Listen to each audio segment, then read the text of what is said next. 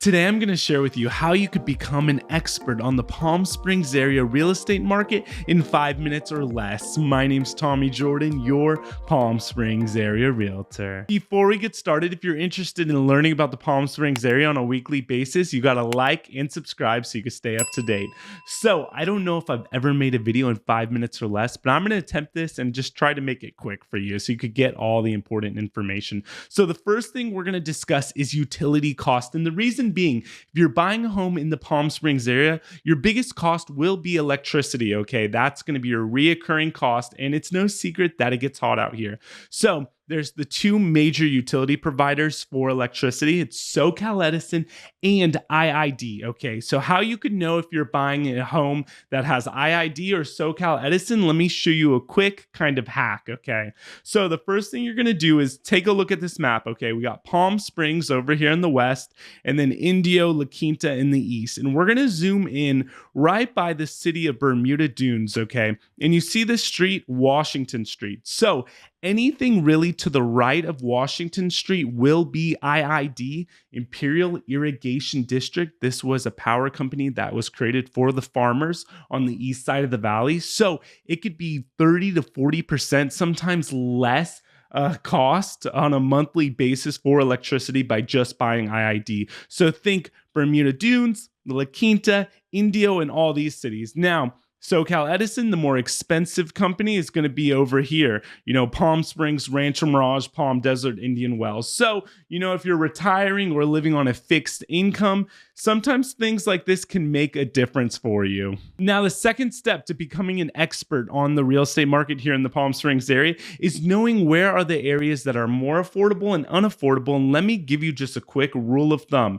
If we're looking here, for example, at Palm Springs, okay, South Palm Springs down here by Andreas Hills and all of this area, it's going to be more expensive. And anything to the north, okay, Desert Park Estates, this area, you even have Miralon, which is a beautiful new construction community, but it's significantly less than, say, buying an old Las Palmas or Movie Colony. And you might be wondering why. Well, when you get close to this 10 freeway, it gets very windy. So as a general rule of thumb, if you're buying anywhere close to this 10 freeway, I don't care if you're, for example, in Rancho Mirage at the newer Del Webb 55 plus community, or say you're over here by Spanish Walk in Palm Desert, or, there's a lot of newer homes over in this University Park area in Palm Desert. I mean, even in La Quinta, Bermuda Dunes, it's just going to be more affordable. And the reason being is it gets significantly windier here, when the seasons change from, say, a spring to summer, summer to fall. And I've made videos about this, but that's just something you can know, or you should know. Usually the more desirable areas are going to be in like Rancho Mirage, Magnesia Falls Cove, South Palm Desert, back in PJ West and La Quinta. Now, that's not to, discourage you from buying close to the freeway. You could find some incredible homes. You get larger lots, homes with pools. So you get a lot of bang for your buck in this 10 freeway zone, but that's just something you want to know. If you want the premium real estate, you're going to be looking south closer to Highway 111. I mean, for example, one of the most expensive cities, or the most expensive city in the entire Coachella Valley, is Indian Wells, and it's right there up against the mountains. So that's really what you're paying for. That the mountains are our beachfront real estate, okay, our ocean view. If you're thinking about buying or selling in the Palm Springs area, please reach out to me down below. I help so many people from YouTube literally every single day, so don't be shy. A lot of people do it. I'm a safe guy, okay? You can see all my videos. I'm not a crazy person. Well, maybe a little crazy, but not in like a bad way, more like an eclectic crazy. So let's talk about the non-gated areas and gated areas. Let me just show you city by city, okay? So Palm Springs overall, lots of non-gated areas, okay? Not really the country club vibe kind of place. It's more communal and neighborly, okay? You do have some gated communities in between, like Cody Place going down here to South Palm Springs. It's a newer development. And, Miralon to the north, and lots of other little condo townhome communities in between. But generally, Palm Springs overall, non-gated. I would say Cathedral City as well has a lot of non-gated community communities too. Okay, you have a few gated communities, like for example, you see Cathedral Canyon Golf Club right there. If we go over now to Rancho Mirage is known as the playground of the presidents. What do presidents like to do? They like to play golf, apparently, and a lot of people in general. Okay, that's why you guys move here. Some of you at least. So if you're looking at non-gated in Rancho Mirage, think about being across from the river, okay, our big outdoor shopping area.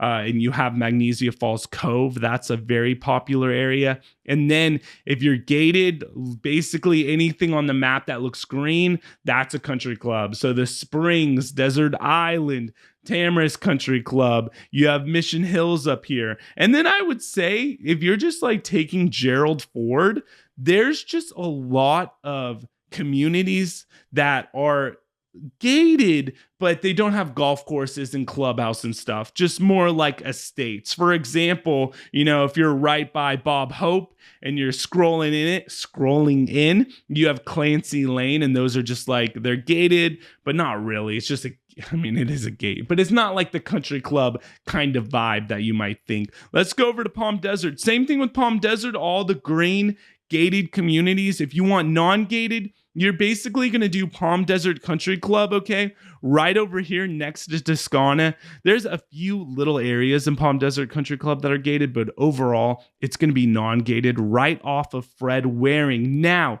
most of the non-gated in Palm Desert is going to be South Palm Desert, right to the north of Highway 111. As you start going south, there's a lot of non-gated areas here by all the shopping and dining. And then you have some big hitting communities like Bighorn Golf Club, where they've had homes sell $40 million, Ironwood Country Club, right nearby. So let's take a look at Indian Wells. Indian Wells, lots of non-gated areas, and I would say lots of gated areas. So you have a mix in between. You have El Dorado Country Club, across Desert Horizons Country Club, Toscana, right next to Palm Desert Country Club that I referred to earlier, Indian Wells Country Club, and then just all around it, non-gated communities as well. Indian Wells is a very small community. So that's Indian Wells. There's a lot more to say, but I'm trying to make this brief. Bermuda Dunes,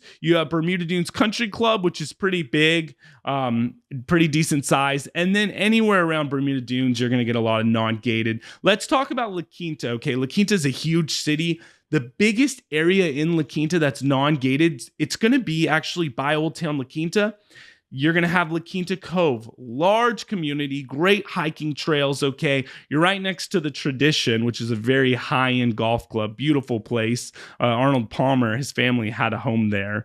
I think he helped design the golf club, of course, if I'm not mistaken, because I went and showed, I've shown there, and they'll give you like an Arnold Palmer, and they have like a cute story that goes along with it. It's pretty cool. It's pretty fancy. So anyways, La Quinta Cove, non-gated. If we zoom out, okay, on this map, right around, I would say, Miles in La Quinta, right by the Indian Wells Tennis Garden, okay, there's like this corner, you have Miles, and then right around Highway 111 in La Quinta, there's lots of non-gated areas, a ton of them. Now, if you're going to want to find the gated areas, you're going to go more south in La Quinta, where then you find PJ West, which is just a massive community of all gated homes and neighborhoods. You have the Palms, you have the Hideaway Madison Club, you see the Citrus right here, Mountain View Country Club.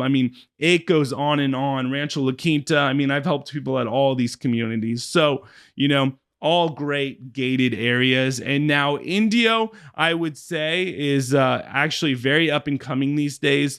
The largest gated area in Indio is going to be Indian Palms Country Club right here. And then most of Indio is going to be non-gated. Now, the next thing that you need to know is fee simple land, where you own the land, and lease land. I'm sure I'm over 5 minutes right now, but the video's good, right? It's informational. So most of the lease land in the Coachella Valley is going to be either in Palm Springs, Cathedral City, and parts of Rancho Mirage, like in Mission Hills Country Club. So if you don't want to deal with leased land, meaning you pay a monthly fee of say $300 to $600 every month, then just avoid Palm Springs, Cathedral City, and Rancho Mirage, or just work with a great realtor who could help you find a home in one of those areas on fee simple land, because it does exist. But once you go Palm Desert and then east in the valley, it's very rare to encounter leased land whatsoever. And what you need to know about leased land, even if you're not wanting to buy in leased land,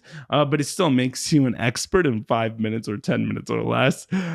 Leased land, usually in Palm Springs, it's like a checkerboard pattern where one area is leased, across the way is fee simple, and basically homes will be at a 20 to 30% discount when they're on leased land. Leases could be 100 years, 50 years, 30 years. You always want to check the amount left on the lease, because if you're financing, you could run into issues depending on the length of your loan. But that's pretty much the gist of it, okay? People buy leased land because they either love the home and it's in a prime neighborhood, so they don't mind the lease, or other people, they just don't want that reoccurring monthly cost and they'd rather just pay 20 to 30% more for the home to own on fee simple. Thank you so much for watching. Let me know in the comments what you thought about this video. And remember, if you're thinking about moving out here or selling a home, my contact information is below. And if you want to learn more about the Palm Springs area, check out this video right here.